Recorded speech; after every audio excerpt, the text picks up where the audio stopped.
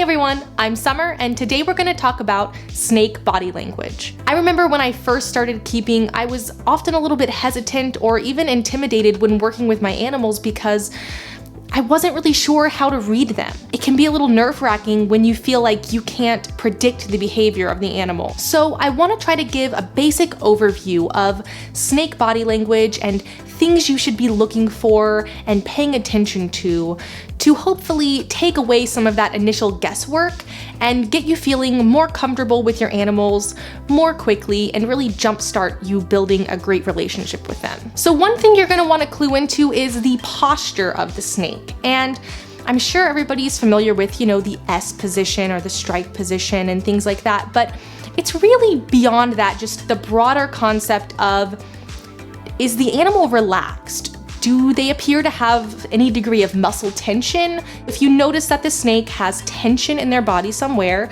that is a clue that they are alert, okay? It doesn't necessarily mean they are angry or defensive or anything like that, but they are alert in some way. All of these different things we're gonna talk about do kind of play off each other. You can't really look at one element without considering the whole to get the full picture. So we'll come back to this later as we discuss other elements. Another thing you're gonna really wanna pay attention to is the head of the animal. The head is gonna tell you where the snake is focused. Is it focused on anything? Does it appear to be looking at something, or is it just looking in a general direction? Is the head raised at all, or is it relaxed down? And beyond just, is the snake looking at something, is how focused is the snake on that thing? Is it hyper-focused to the point where it will not break eye contact no matter the other stimuli that are going on around it? Or is it actually tracking that object? So if it's your hand, is the snake following your hand? Or if it's a prey item, that's gonna give you a clue that the snake is really locked in and that object has their attention for whatever reason. So while we're in the head region, let's go ahead and talk about snake tongues. So snakes use their tongues to gather information. Generally, if a snake is flicking its tongue, that means that it is curious or alert in some way. A snake that's asleep is not going to be flicking its tongue. So if you are interacting with your snake, you should expect to see their tongue flicking pretty frequently because there's a bunch of external stimuli happening and they're gonna wanna know what's going on. So that's one of the ways that they're trying to figure it out. One thing you wanna look out for is if the tongue flicking stops entirely, that could indicate that they are a little bit nervous because they, don't wanna be seen or bring attention to themselves, so they're not gonna flick that tongue anymore. Also, if they tongue flick extremely slowly, like hold their tongue out for a really long time, that sometimes can indicate the same thing, like they wanna know what's going on, but they're trying to not be obvious about it. But that being said, and this goes for all of these things we talk about, different species have different normal, so you need to make sure that you're really familiar with your species and what would be typical for them. So another thing to think about is the snake's movement. Are they moving, first of all? And if so, is it quick or slow? Are they moving towards something or away from something? Because that has a very different meaning. Moving away from something means I don't like that, I'm uncomfortable, or moving towards something would generally indicate some sort of interest. And the speed and style of the movement can also give you clues as to what the purpose of the movement is. Is it jerky? Is it slow and deliberate?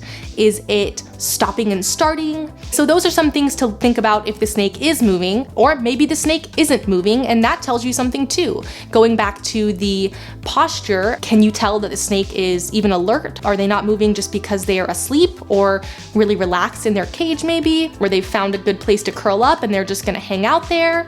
Or are they not moving because they have been startled? Just like you and I, sometimes I go in my kitchen at night to get a glass of water and I hear a weird noise and I'm like, and I kind of stop for a second and freeze, and snakes do that too. So when they get scared or nervous about something, or they're just generally on edge, they sometimes will just totally freeze and stop. They won't flick their tongue. They will be tense, the muscles will be tense, and they will just be frozen for a little bit until they feel comfortable to move again and potentially be seen. So that's another thing you can watch for. Another thing is breath. Watch the snake's breathing or see if you can even notice their breathing. If you can't, they're probably either frozen or they're totally relaxed and they're breathing at a slow, even rate, so it's hard to kind of tell. If you see them breathing super heavy or super quickly, that increased respiration rate would indicate that they are more alert. And when I say alert, what I mean is just that the snake is in a somewhat heightened state of excitement. It could be because they are in a defensive state. It could be because they are in a hunting state where they are hoping to get some food. Some of those body language signals can overlap, which is why it's so important not to single out one aspect of the snake's behavior and overanalyze that too much without taking a look at the whole picture, which includes not just everything the snake is doing, but what's going on around the snake, where the snake is, are there external stimuli. All that sort of thing is going to make a difference in helping you to accurately read the animal, understand how they may be thinking or feeling, and predict what they may do. So let's take a look at Sarah right now. She has been crawling all over me this whole video, so she's obviously not in her cage, and she has a lot of external stimuli because there's a bunch of stuff in this room. There's a light, there's a camera, there's a mic above me.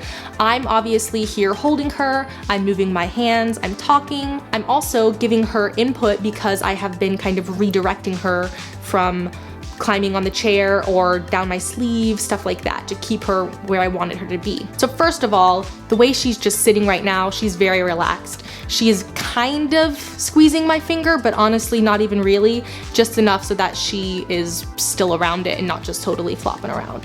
Her posture is, she's pretty stretched out. She's not coiled up really tight anywhere.